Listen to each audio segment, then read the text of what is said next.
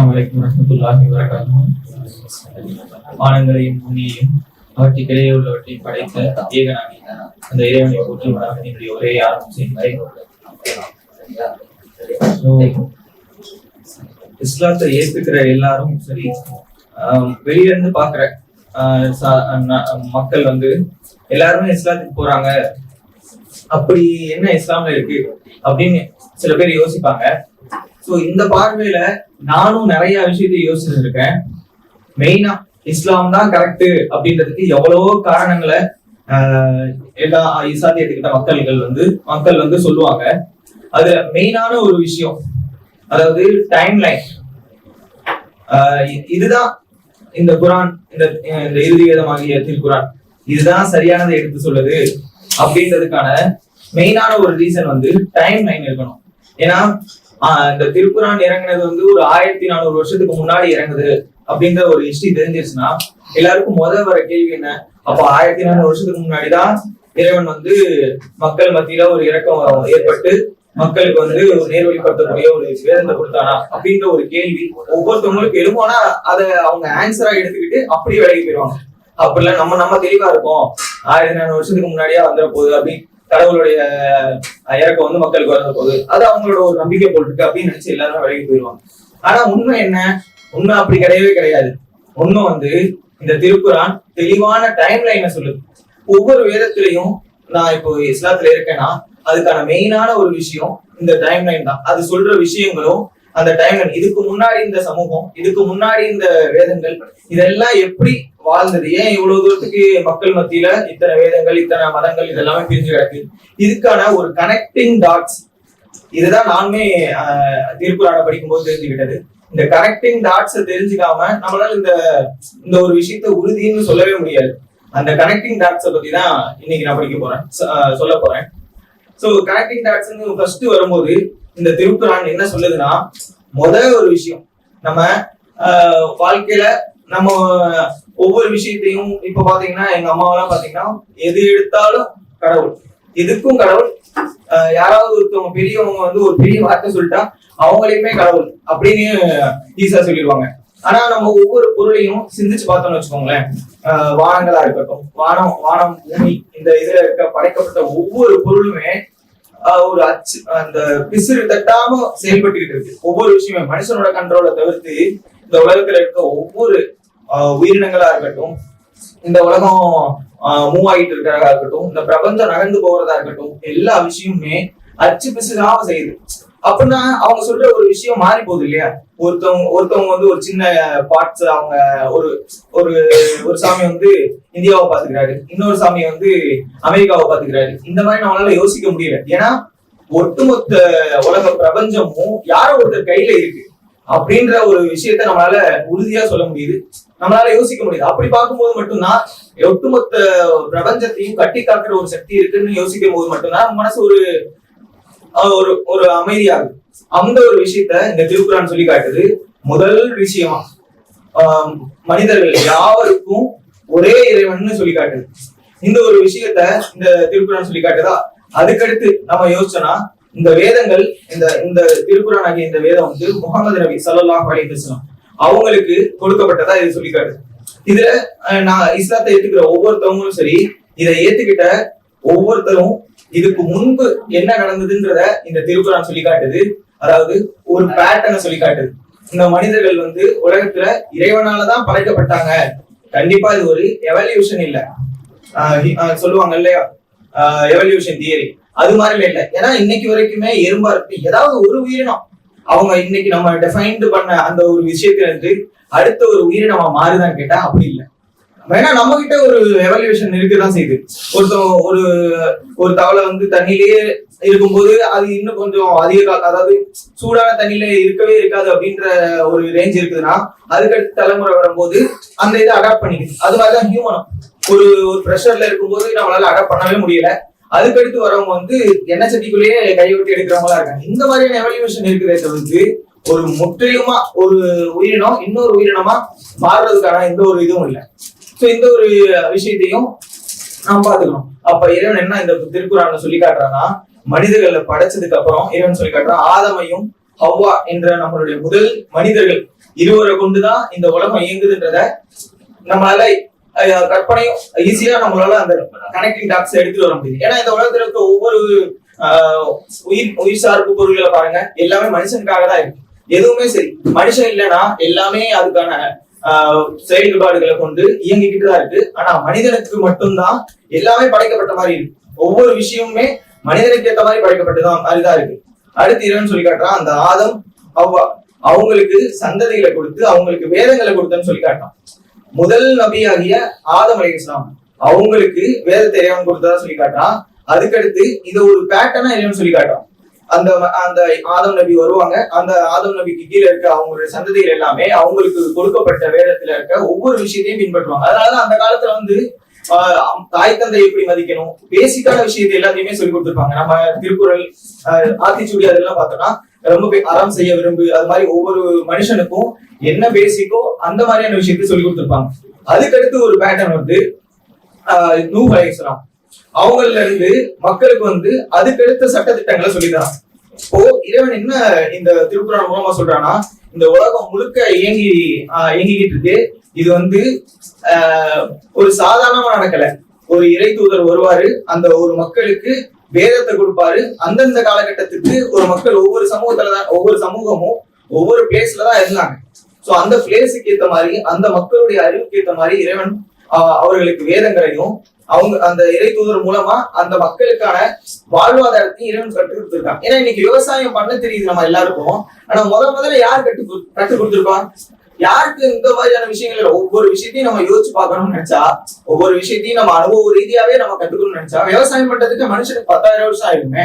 அப்போ ஒவ்வொரு விவசாயம் பண்ற அரிசியா இருக்கட்டும், கரும்பா இருக்கட்டும், நமக்கு தெரியாத எவ்வளவு விஷயங்கள் இருக்கு. அது எல்லாத்தையுமே மனுஷன் ஈஸியா தெரிஞ்சுதான் வச்சிருக்கான். மருத்துவமா இருக்கட்டும், மருத்துவம் இன்னைக்குதான் நம்ம எல்லாருமே கண்டுபிடிச்சோமா? ஒவ்வொரு விஷயமும் இன்னைக்குதான் நம்ம கண்டுபிடிச்சோமா? இல்ல, பேசிக் சென்ஸ் வச்சு இன்னைக்கு அடுத்த ஒரு மருந்தை கண்டுபிடிக்கலாம். ஆனா அந்த பேசிக் சென்ஸ் எங்க இருந்து வந்துச்சு? அதை இறைவன் சொல்லி காட்டான். அது இறை தூதர்கள் தான் சொல்லி கொடுத்தாங்க. ஏன்னா மனிதனுக்கு ஓரளவுக்கான ஆற்றல் தான் இருக்கு. அதே போலதான் நான் ஏற்கனவே சொல்லியிருக்கேன், பொய் சொல்றதா இருக்கட்டும், மனிதனுக்கு மனுஷன் பொய் சொல்லணும்,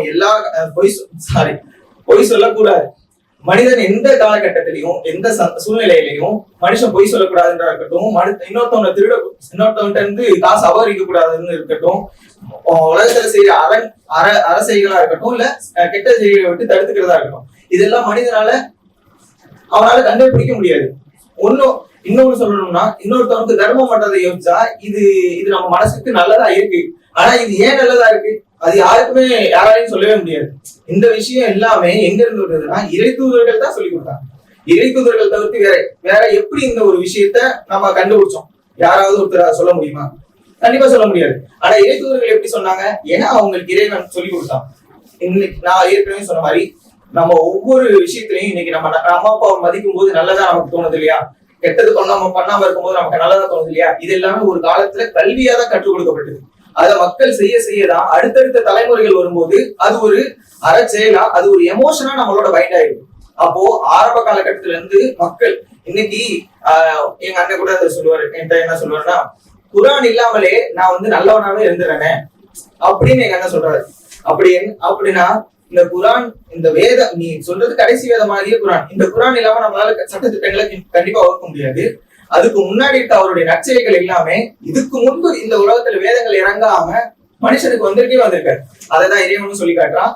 உனக்கு ஒரு அதாவது பூமியில போய் தங்குமிடம் ஒண்ணு இருக்கு. அந்த தங்குமிடத்துல என் புறத்துல இருந்து உனக்கு ஒரு வழிகாட்டுதல் வரும். அதை நீங்க பின்பற்றினா மட்டும்தான் உங்களுக்கு வெற்றி இருக்கும் அப்படின்னு இறைவன் ஆதம் அலைஹிஸ்ஸலாம் இந்த உலகத்துக்கு வரும்போது சொல்லி அனுப்புறாங்க. அதுதானே நம்ம ஊர்ஜிதமா பாக்குறோம். அதுக்கடுத்து இந்த ஒரு விஷயம் இருந்துச்சா, ஒவ்வொரு காலகட்டத்திலையும் மக்கள் வந்து ஒரு இறை தூதர், அவங்க இறைவன் குரான்ல சொல்லி காட்டும் போது என்ன சொல்றாங்கன்னா, இறை தூதர்களை அனுப்பாம எந்த ஒரு சமூகமுமே இருந்தது இல்ல அப்படின்னு சொல்லி காட்டுறான். இந்த ஒரு விஷயத்த பார்க்கும்போது நம்மளால ஒரு விஷயம் கனெக்ட் பண்ண முடியுது. இந்த உலகத்துல இருக்க எந்த சமூகமா இருக்கட்டும், அந்த சமூகத்துல அவங்களுக்குன்னு ஒரு ட்ரைப் இருக்கு, அவங்களுக்குன்னு நிறைய அந்த விவசாயம் சொன்னா நம்ம ஊர்ல விவசாயம் மாதிரி ஒவ்வொரு ஆப்பிரிக்கன் ட்ரைப்ஸா இருக்கட்டும், அவங்கள ஒவ்வொருத்தவங்களுக்குமே நமக்கு தெரியாத ஒரு விஷயம் அவங்களுக்கு தெரிஞ்சேதான் இருக்கு. அதெல்லாம் மனுஷனுக்கு தெரியவே தெரியாது. இது எல்லாத்தையுமே பார்க்கும்போது ஒவ்வொரு சமூகத்துக்கும் வேதங்களும் இறை தூதர்களும் கொண்டு வழி நடத்திருக்கான்றத நம்மளால தெளிவாவே பார்த்துக்க முடியுது.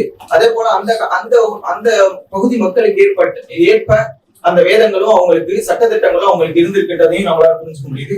இன்னொரு பேட்டர்ன் என்னன்னா, ஒரு இறைத்தூதர் அந்த சமூகத்துக்கு வரும்போது அவர் வந்து ஒரு வெர்ஷன்ல அந்த மக்களுக்கான ஒரு வேதத்தை கொடுத்திருக்காரு.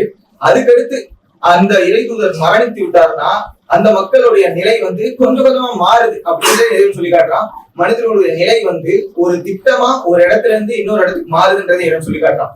மனிதர்களும் அப்படிதான் காலங்கள் செல்ல செல்ல அவர்களுக்குள்ள புழக்கங்கள் ஏற்பட அவங்களுடைய மனநிலை வந்து முன்னாடி இருந்ததுக்கு சேஞ்ச் ஆகுது. சோ அந்த இதுக்கு ஏற்ற மாதிரியான அடாப்டேஷன் அவங்களுக்கு வந்தேதான் தீரணும்.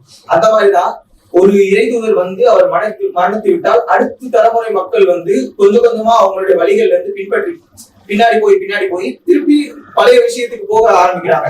அப்ப இறைவன் சொல்லி காட்டுறான், திருப்பியும் அவங்களுக்கு இறை தூதர்களை அனுப்புறேன் அப்படின்னு சொல்லி. இப்படிதான் ஒரு இறை தூதர் வந்துட்டா அவங்களுடைய வாழ்க்கை அவங்களுடைய சொற்களை நம்ம பின்பற்றுவோம். அதுக்கடுத்து அந்த இறை தூதர் முடிஞ்சதுக்கு அப்புறம் அவர் கொடுத்த அந்த வேதங்களை பின்பற்றுவோம்.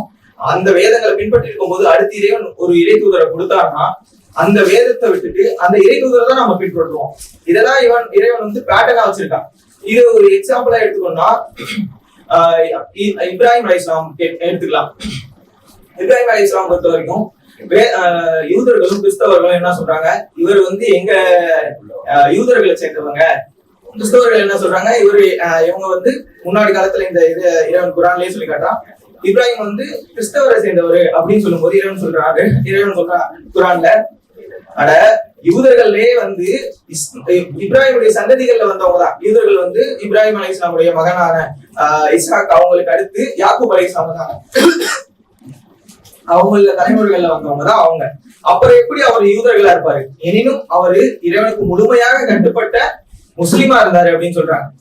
முஸ்லிம்னாலுமே அர்த்தம் வந்து வெறும் கட்டுப்பட்டவன் மட்டும்தான் அர்த்தம், அதாவது கீழ்ப்படிந்தவன் அப்படின்னு அர்த்தம். அப்போ யாருக்கு கீழ்ப்படிந்தவன்? சகல அந்த ஒட்டுமொத்த உலகத்தையும் கட்டி காக்குற அந்த இறைவனுக்கு கீழ்ப்படிந்தவர்னு சொல்லி காட்டுறோம். அப்படிதான் நாங்களும் சொல்லிக்கிறோம். இந்த உலகத்துல இருக்க ஒவ்வொரு முஸ்லிம்களும் அதைதான் சொல்லிக்கிறாங்க. சோ இந்த பேட்டர்னை நம்ம தெளிவா பார்க்க முடியுது. இந்த குரான் வந்து இதுக்கு முன்பு இருந்தத தற்செயலா விடல. இதே விஷயத்த நீங்க மத்ததுல எடுத்து பாத்தீங்கன்னு வச்சுக்கோங்களேன். இப்ப மனு தர்மம்னு சொல்றாங்க, இது கிறிஸ்தவர்களுடைய ஒரு விஷயத்த கிறிஸ்தவரோட பைபிள சொல்றாங்க. இந்த விஷயத்துல எல்லாம் வந்து அதுக்கடுத்து வந்த திருக்குறானை பத்தி அவங்கள்ட்ட கேட்டா தெரியல. ஏன்னா திருக்குறான்றது சாதாரணமா இல்ல. ஒட்டு மொத்தமா எடுத்து பார்த்தா இன்னைக்கு 200 கோடி முஸ்லிம்கள் இருக்காங்க. அவங்க எல்லாமே திருக்குறானை மதிக்கிறாங்க. இப்படிப்பட்ட தாக்கத்தை ஏற்படுத்தின திருக்குறானையே கிறிஸ்தவர்கள் அதிகமா இருக்காங்களா இந்த உலகத்துல? கண்டிப்பா கிடையாது. நாத்திகர்கள் தான் அதிகம். கிறிஸ்தவர்களை விட நாத்திகள் தான் அதிகம். அப்போ இந்த திருக்குறான் வந்து அவங்களுடைய பைபிள்ல சொல்லப்படல, கல்ல எதுன்னு சொல்லிட்டாங்க. அப்போ நான் ஒருத்தவங்கள்ட்ட ஏற்கனவே கேட்டேன், இந்த இது என்னன்னா, இந்த திருக்குறான் இருக்கு இல்லையா, ஒட்டு மொத்தமா சத்தியம் எல்லாத்தையுமே தெல்ல தெளிவா எடுத்து சொல்லுது, அசத்தியத்தை எல்லாத்தையுமே தெல்ல தெளிவா எடுத்து சொல்லுது. எக்ஸாம்பிளுக்கு ஒரு இறைவன் தான் மூவர் இல்லைன்னு இறைவன் தெல்ல தெளிவா திருப்பி சொல்லி காட்டான். ஒரு இறைவன் ஒருவன் தான் மூவர் கிடையாதுன்னு சொல்லி காட்டான். இதே மாதிரி பைபிள்ல மூவர் தான் ஒருவன் இல்ல அப்படின்னு ஒரு வசனம் இருக்கான்னு நான் கேட்டது நியாயம் தானே. ஆனா அந்த விஷயத்த அவங்களால யோசிச்சு பார்க்க முடியல, எடுத்துக்கவும் முடியல, விட்டுட்டாங்க. அதே போலதான் மனித ரூபமா இருக்கட்டும், இல்லாட்டி அதுக்கு முன்பு இருந்த வேதங்களா இருக்கட்டும், அந்தந்த காலகட்டத்துக்கு ஏற்பட்ட மக்களுக்கு ஏற்ற மாதிரிதான் வேதங்கள் இருந்துச்சு. அதுல போய் இன்னைக்கு இருக்க சட்டத்திட்டங்களை நம்ம எடுத்தோம்னா கண்டிப்பா அதுல இருக்காது. பெண் உரிமை, பெண் சட்டம் அதுல இருக்குமா? வாய்ப்பே கிடையாது. மனித தர்மத்தில் இருக்கிறதுக்கான வாய்ப்பே கிடையாது. அப்போ நான் இஸ்லாத்தை ஏற்றுக்கிட்ட முறைப்படி இதுக்கு முன்பிருந்த வேதங்கள் எல்லாத்தையுமே நான் மதிக்கிறேன். அது எல்லாமே இறைவன் வந்து ஒவ்வொரு காலகட்டத்தில் இருக்க மக்களுக்கும் அத ஒரு வழிகாட்டியா அனுப்பியிருக்கான். ஆனா அதே வேதத்தை நான் இப்ப எப்படி பின்பற்ற முடியும்? ஏன்னா இறைவன் எல்லா விதமான பிரச்சனைகளுக்கும் தீர்வா புது வேதத்தை இறக்குனதுக்கு அப்புறமும் இறை தூதரையும் கொடுத்ததுக்கு அப்புறம் நான் அவங்கதான் நான் பின்பற்றேன்னு சொன்னா இறைவனுக்கு மாறு செய்யற விஷயம் தானே அது. ஒவ்வொரு விஷயத்தையும் நான் இறைவனுக்கு கட்டுப்பட்டவன், நான் இதையே எடுத்துக்கிறேன் அப்படின்னு சொன்னா எந்த விதத்துல நியாயம்? அதுல நமக்கு ஒரு பிடிப்பு இல்லாதப்போ. சோ இந்த திருவேதமான திருக்குறான் வந்து இதுக்கு முன்பு இருந்த வேதங்கள் எல்லாத்தையுமே கனெக்ட் பண்ணுது, அந்த பேட்டர்னையும் நமக்கு சொல்லி காட்டுது.